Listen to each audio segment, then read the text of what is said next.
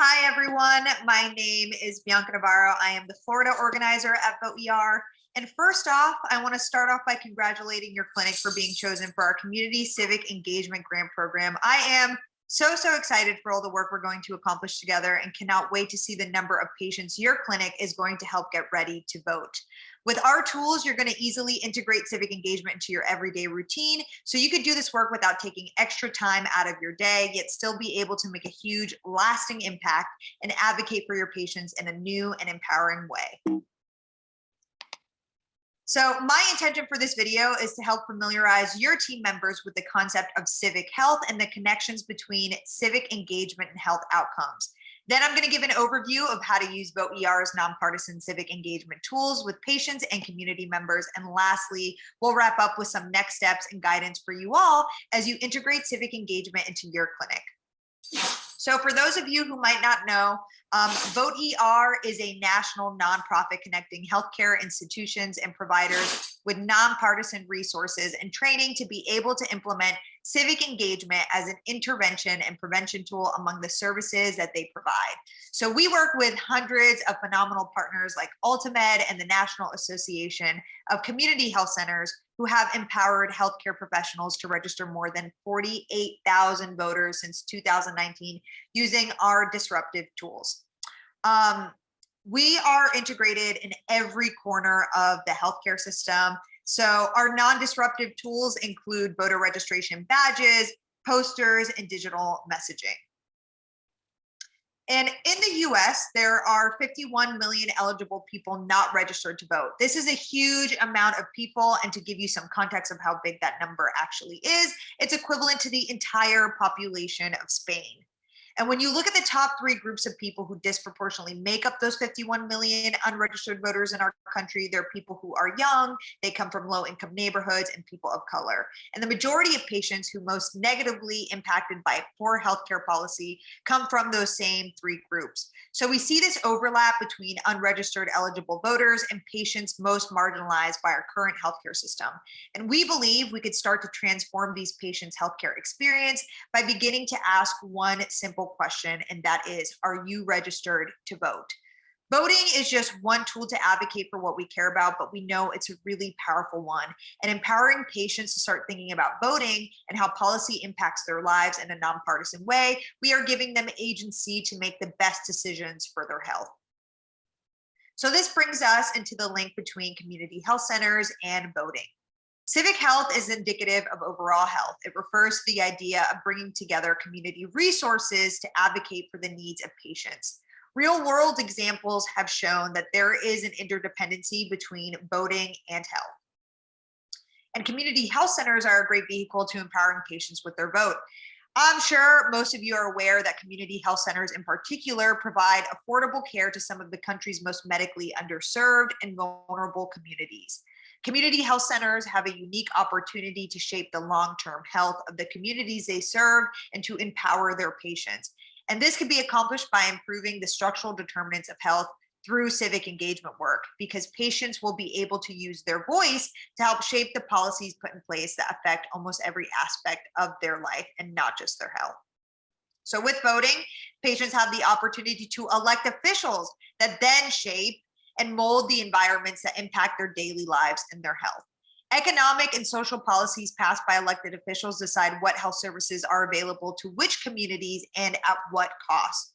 So through your vote, you have a say on issues like the prices of medication and the cost of health insurance that affect your friends, your family, and your communities. And this graphic from the Healthy Democracy Index provides a good overview of the connection between voting access and self-reported health metrics within the US. What we are seeing in this graphic is a presentation of states that had more access to voting. They usually reported higher self-rated health. So this image is from data taken in 2021. And I know it's really small, but that is Florida that's circled. And if you could see, we are falling right to the line of lower self-rated health. And we are one of the states with less access to voting. So we have to work together to not only help increase our access to voting, but also to help increase positive health outcomes for the communities in our state. And one big question we always get is this legal? Can I actually help patients get registered to vote? And the answer is yes. Nonprofit Vote has released a set of legal guidelines to help nonprofit organizations understand what they can and cannot do in regards to voting issues. 501c3 organizations can conduct nonpartisan voter engagement activities designed to help the public participate in elections such as voter registration, voter education, and get out the vote work. This means that clinicians and workers of healthcare organizations can point patients in the direction of our voter registration tools, say that we are offering a service to patients to register to vote, but we do not endorse any political party, and help patients complete their registration form while remaining neutral. The 1993 National Voting Registration Act, which you may know as the Motor Voter Act, actually encourages this type of nonpartisan voter registration at healthcare centers. So not only is it legal, but with a groundswell of support, the American Medical Association recognizes voting as a social determinant of health, an area that we should take action on in the context of healthcare spaces. So now that we covered a little bit about the importance of civic health and its link to health outcomes, let's talk about the tools that have been made available to your clinic. First, to cover an important point, I know we're always looking for ways to show our commitment to voting rights and also to help increase health equity. And registering our patients with Vot-ER's help is an easy, nonpartisan way to do that. Vot-ER is completely optional. Our tools won't interrupt our providers as they care for patients and is politically neutral. Vot-ER has offered your clinic tools to help make it easier for patients to participate in the democratic process in a non-disruptive way to your workflow. First, we have Vot-ER voter registration badges, which allow providers across all role groups and specialties to help their patients vote by mail, vote early in person, or find their election day polling place. We have over 25,000 healthcare providers across the country using these badges to help patients get registered to vote and update voter registration information. We also have posters to hang in waiting rooms and handouts to distribute with discharge paperwork. And finally, if your clinic opted in to do digital messaging, your clinic was provided a list of civic engagement texts that could be sent out to patients using whichever existing texting platform your clinic uses to send patient and appointment reminders. These series of texts are optional, and someone at your clinic has already reviewed those materials. So the badges and posters both have a QR code that can be scanned by a smartphone.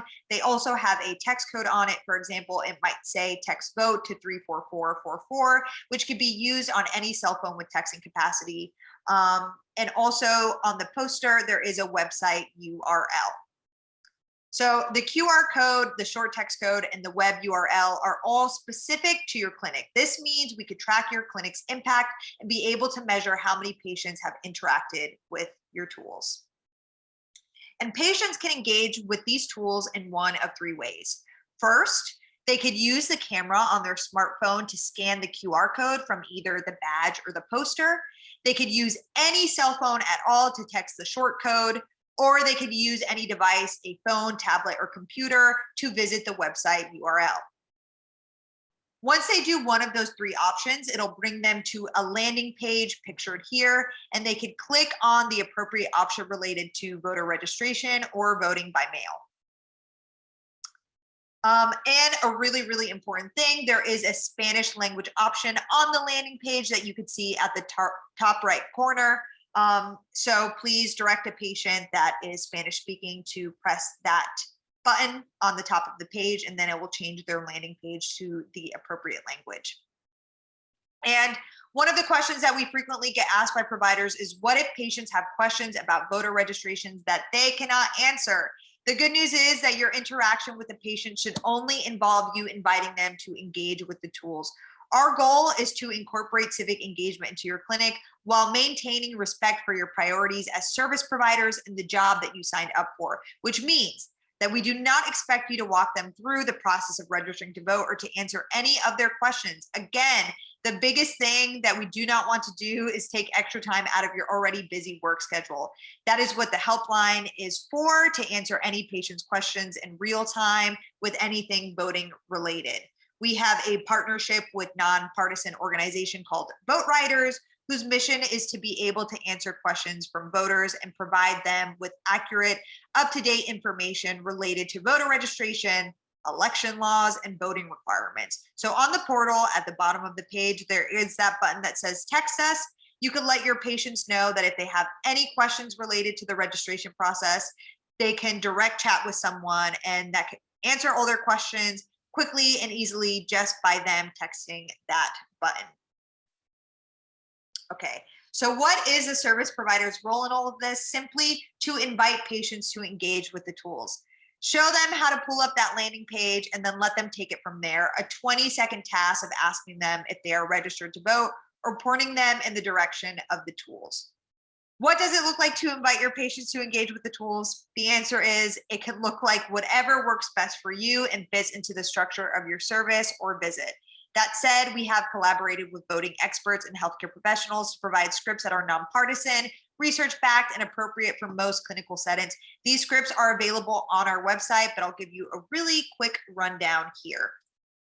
So one way to introduce these tools to patients is during the social history portion of their visit, while asking other questions such as, do you smoke? Do you drink? Are you safe at home? You could throw in, are you registered to vote?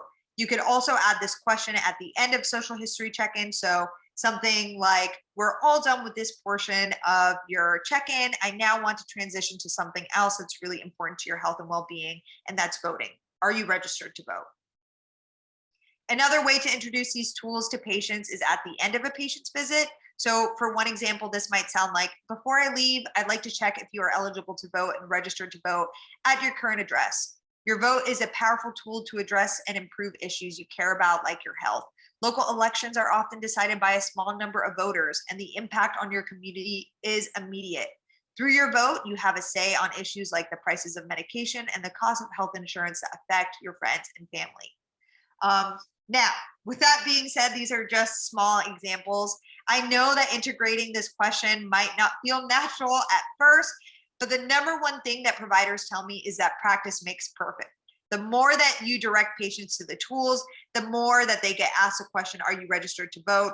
The easier it will get. So please do not get discouraged if it feels awkward at first or if patients are confused by you asking this question.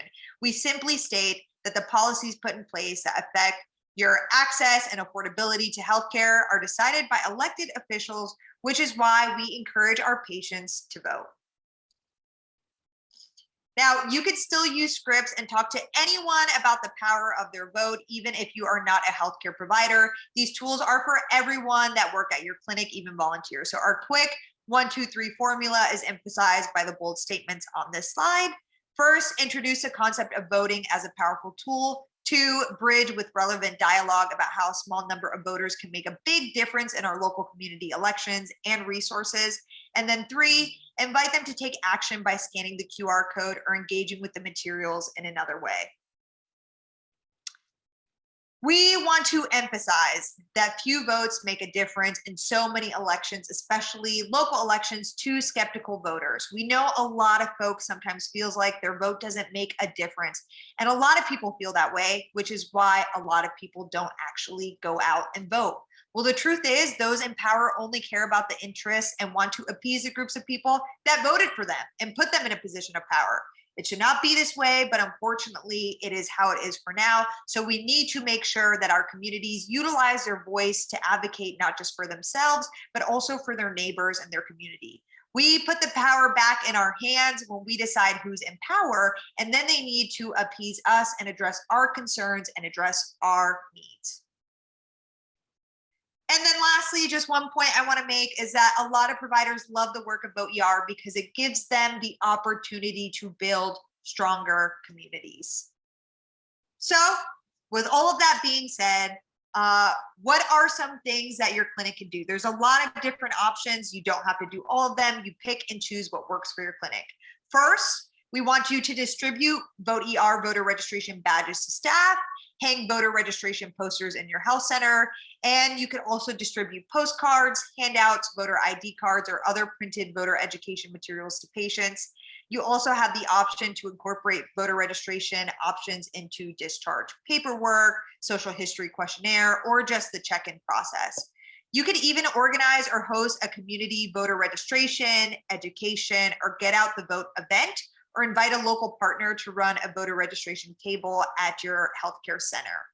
Or you could just integrate the voter registration tools into an existing clinic or community event. So for example, you could wear your voter registration badge when you are doing a vaccine drive, cancer screenings, whether you are at a community health fair or farmers market. Wherever you are at or whatever event that you are hosting, just wear your voter registration badge, and you are integrating civic engagement to an already existing civic health or community outreach event.